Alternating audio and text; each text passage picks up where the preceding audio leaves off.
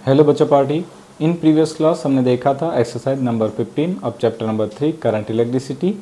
In this class बच्चों हम देखने वाले एक्सरसाइज नंबर 16। तो चलिए स्टार्ट करते हैं एक्सरसाइज नंबर 16 को। क्वेश्चन कह रहा है कि two wire of equal length, right. It means बच्चों हमें यहाँ पे टू वायर्स दिए गए हैं और उन दोनों वायर्स की लेंथ जो है वो इक्वल है। ठीक है, तो मैं यहाँ पे लिख देता हूँ लेंथ इक्वल। ठीक है, यहाँ पे लेंथ जो है वो इक्वल है दोनों वायर्स की। One of aluminium and the other of copper, मतलब जो पहला वायर है वो एल्यूमिनियम का है, दूसरा वाला जो है वो कॉपर का है। हैव द सेम रेजिस्टेंस, यानी हमें यहाँ पे दूसरा पॉइंट भी दिया गया है बच्चों की ये जो दोनों वायर्स थे उनका रेजिस्टेंस भी इक्वल है। तो हम यहाँ पे वो भी नोट कर देंगे कि रेजिस्टेंस ऑल्सो इक्वल। ठीक है, रेजिस्टेंस इक्वल है। Next, which of the two wire is lighter, यानी बच्चों हमें यहाँ पे पूछा गया है कि इन दोनों वायर में से कौन सा वायर है जो लाइटर है। लाइटर का मतलब होता है हल्का, ठीक है, एकदम लो वेट, ऐसा हम कह सकते हैं उसको। Hence explain why aluminium wire are preferred for overhead power cable. साथ ही साथ हमें बताना है कि जो ओवरहेड पावर केबल, बच्चों ओवरहेड पावर केबल का मतलब होता है कि जो हमारे इलेक्ट्रिसिटी के जो केबल्स होते हैं, पावर केबल्स होते हैं, आपने नोटिस किया होगा कि बड़े बड़े खंभों पे लटकाए जाते हैं। ठीक है, तो वो जो वायर्स होते हैं वो हमेशा एल्यूमिनियम में से ही क्यों बनाए जाते हैं, तो उसका एक पर्टिकुलर रीज़न भी हमें देना है बच्चों। और उसके साथ साथ हमें यहाँ पे दिया है resistivity of the aluminium, resistivity of the copper and relative density of aluminium and copper. ठीक है बच्चों, इतना गिवन डेटा में दिया हुआ है। हमें फाइंड करना है कि कौन सा लाइटर होगा, ये पहला पॉइंट था। तो बच्चों सिंपल है कि भाई जिसका मास कम होगा वो लाइटर होगा, जिसका मास ज़्यादा होगा वो हेवियर होगा। ठीक है, तो इनडायरेक्टली बच्चों हमें यहाँ पे इन दोनों जो वायर्स थे एल्यूमिनियम और कॉपर उनके मास आइडेंटिफाई करने होंगे। अब देखो बच्चों मास कहाँ से मिलेंगे, तो हमें पता है कि रेजिस्टेंस और मास के बीच में तो कोई कनेक्शन है ही नहीं। बट यहाँ पे आप नोट करिए कि हमें रिलेटिव डेंसिटी दिया गया था। ठीक है बच्चों, तो डेंसिटी और मास के बीच में कनेक्शन है, तो हम यहाँ से हमारे क्वेश्चंस को स्टार्ट कर सकते हैं। ठीक है बच्चों, तो हम यहाँ पे क्या नोट करेंगे कि डेंसिटी एक्चुअली रिलेटिव डेंसिटी होती है। ठीक है, बट हम लिख सकते हैं relative density is the density of the material divide by density of the water. ठीक है, तो डेंसिटी, तो हमें पता है डेंसिटी को अगर मैं डी से डिनोट करता हूँ तो density is equal to mass upon volume, ऐसा हो सकता है बच्चों, मास अपॉन वॉल्यूम। साथ ही साथ हमें ये भी पता है कि वॉल्यूम इज इक्वल टू होता है एरिया इनटू लेंथ, राइट, आपको याद है। और बच्चों अगर यहाँ से मैं एरिया को सब्जेक्ट बना लेता हूँ तो ये मुझे मिल जाएगा mass upon density into length L. ठीक है बच्चों, तो ये मुझे फॉर्मूला मिला है एरिया का, और अब इसे मैं यूज़ करने वाला हूँ रेजिस्टेंस के फॉर्मूला में। ठीक है बच्चों, तो बेसिकली आप लोगों को रेजिस्टेंस का फॉर्मूला तो आता ही होगा, तो मैं यहाँ पे लिख देता हूँ फॉर्मूला ऑफ रेजिस्टेंस। ठीक है, अब देखिए भाई रेजिस्टेंस का फॉर्मूला क्या होता है, R is equal to rho L by A. ठीक है, आपको अच्छे से आता होगा। अब देखिए मैंने यहाँ पे ए को सब्जेक्ट इसीलिए बनाया था क्योंकि मैं इस ए की वैल्यू जो है वो यहाँ पे पुट कर सकता हूँ। तो चलिए अब हम क्या करेंगे, ए की वैल्यू को पुट कर देंगे, तो R is equal to rho L by M into density D into L, ऐसा होगा। तो यहाँ पे हम लिख सकते हैं R is equal to rho L square into density D divide by mass. But बच्चों हमें फाइंड आउट करना था मास, तो मैं मास को सब्जेक्ट बना लूँगा। तो mass is equal to resistivity into L square into density D divide by resistance हो गया आर। ठीक है, ये मुझे बच्चों फॉर्मूला मिल गया है मास का।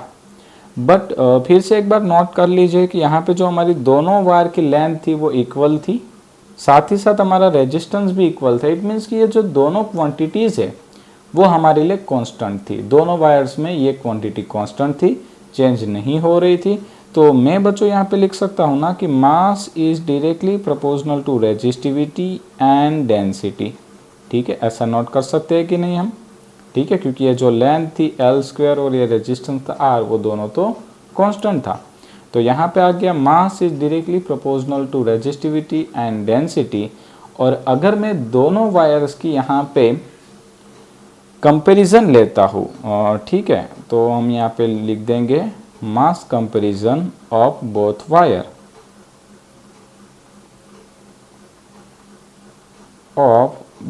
वायर ठीक है बच्चों।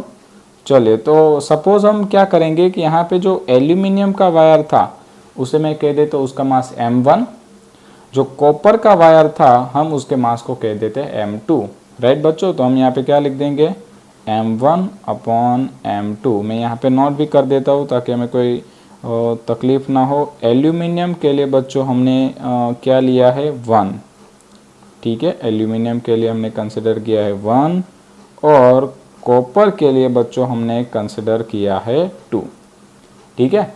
तो m1 upon m2 is equal to resistivity rho into density d1, resistivity rho 2 into density d2, ठीक है। अब ये आ गया m1 अपॉन m2। अब देखिए बच्चों, यहाँ पे हमें रेजिस्टिविटी और डेंसिटी उन दोनों की वैल्यू तो ऑलरेडी दी हुई थी।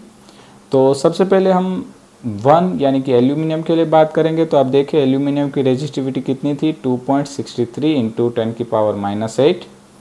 तो मैं यहाँ पे लिख देता हूँ 2.63 इंटू 10⁻⁸ इंटू, अब देखिए बच्चों यहाँ पे क्या है कि डेंसिटी का जो है वो रेशियो लिया गया है, ठीक है। तो अगर यहाँ पे डेंसिटी का रेशियो लिया गया तो हमें कैसे मिल सकता है। तो अगर मैं रिलेटिव डेंसिटी का भी रेशियो लूँ तो रिलेटिव डेंसिटी का रेशियो भी डेंसिटी के रेशियो के इक्वल ही आएगा, क्योंकि डेंसिटी ऑफ वाटर जो है वो ऊपर नीचे कट हो जाएगी, ठीक है।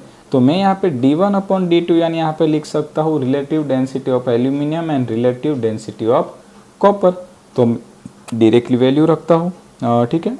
एल्यूमिनियम की रिलेटिव डेंसिटी थी 2.7 डिवाइड बाय ये ρ2, it means resistivity of the copper, and resistivity of the copper हमें दिया गया है 1.72 इंटू 10⁻⁸ एंड देन आफ्टर हम रखेंगे डेंसिटी ऑफ कॉपर यानी 8.9, राइट बच्चों। तो ये आ गया हमारे पास सारी वैल्यूज। अब आप क्या कर दीजिए, इन दोनों को कट करके जो बाकी बचा है उसे सिंपल कैलकुलेशन है, फटाफट से कैलकुलेशन कंप्लीट कर दीजिए, ठीक है। चलिए, तो यहाँ पे इसका जो आंसर है आने वाला है वो होगा 0.4638, ठीक है बच्चों। तो आप अगर यहाँ पे अच्छे से लिखेंगे तो ये मिल जाएगा m1 is equal to 0.4638 into m2। और बच्चों हम इस फॉर्मूले को अगर अच्छे से ऑब्जर्व करें तो हम नोट कर सकते हैं कि ये जो वैल्यू है वो x से छोटी है, ठीक है। ये वैल्यू x से छोटी है, उसका मतलब ये है कि m1 जो है वो छोटा होगा, m2 जो है वो बड़ा होगा। अगर ये वैल्यू x से बड़ी आती तो इससे उल्टा हो सकता था। तो हम यहाँ पे लिख देंगे कि m1 is less then m2, but फिर से हम क्या करते हैं 1 इज इक्वल टू क्या था बच्चों aluminium, 2 is equal to copper. तो हम यहाँ पे अच्छे से लिख देंगे कि mass of the aluminium is less than of mass of copper, ठीक है बच्चों। तो आप लोगों को आइडिया आ ही गया होगा कि कौन सा वायर जो है वो लाइटर है, कौन सा हेवियर है, ठीक है। तो यहाँ पे हमें पता चल रहा है कि जो एल्यूमिनियम का वायर था बच्चों वो लाइटर है विथ कंपेयर टू कॉपर, ठीक है।